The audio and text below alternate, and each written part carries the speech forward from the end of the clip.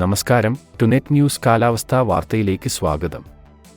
സംസ്ഥാനത്ത് തണുപ്പനുഭവപ്പെടേണ്ട ഈ സമയത്ത് ഇത്തവണ വേനൽ പ്രതീതി ജനിപ്പിച്ച് താപനില ഉയരുന്നു.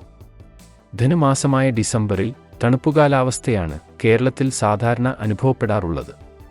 എന്നാൽ കാലാവസ്ഥാ വ്യതിയാനം ഇതിനെയും മാറ്റിമറിച്ചു. സംസ്ഥാനത്ത് ഇത്തവണ ഡിസംബറിൽ തന്നെ 38 ഡിഗ്രി വരെ ചൂട് രേഖപ്പെടുത്തിക്കഴിഞ്ഞു.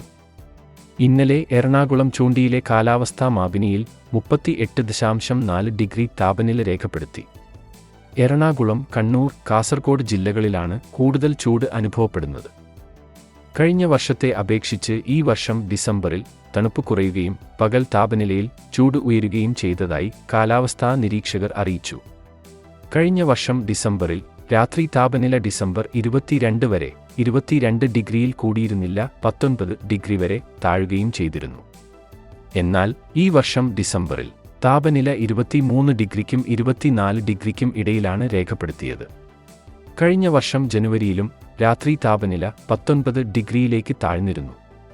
ഒരു വർഷത്തിനിടെ താപനിലയിൽ ഇത്രയും വലിയ അന്തരം അപൂർവമാണ്. എൽനിനോയുടെ സാന്നിധ്യവും അടിക്കടിയുണ്ടാകുന്ന ന്യൂനമർദ്ദങ്ങളും ചുഴലിക്കാറ്റുകളും വരുത്തിയ അന്തരീക്ഷ പരിവർത്തന മാറ്റങ്ങളുമാണ് ഇത്തവണ തണുപ്പ് കുറയാൻ കാരണമെന്ന് സ്വകാര്യ കാലാവസ്ഥാ നിരീക്ഷണ വിഭാഗമായ മെറ്റ്ബീറ്റ് വെതറിന്റെ മേധാവി പറയുന്നു. തുലാവർഷക്കാറ്റ് ഇപ്പോഴും വിടവാങ്ങിയിട്ടില്ല. ജനുവരിയിലും തുലാവർഷം തമിഴ്നാട്ടിലും കേരളത്തിന്റെ ചില ഭാഗങ്ങളിലും മഴ നൽകുമെന്നും അദ്ദേഹം പറഞ്ഞു. കാലാവസ്ഥാ വാർത്തകൾ കൃത്യമായി ലഭിക്കാൻ ചാനൽ സബ്സ്ക്രൈബ് ചെയ്യുക. നന്ദി.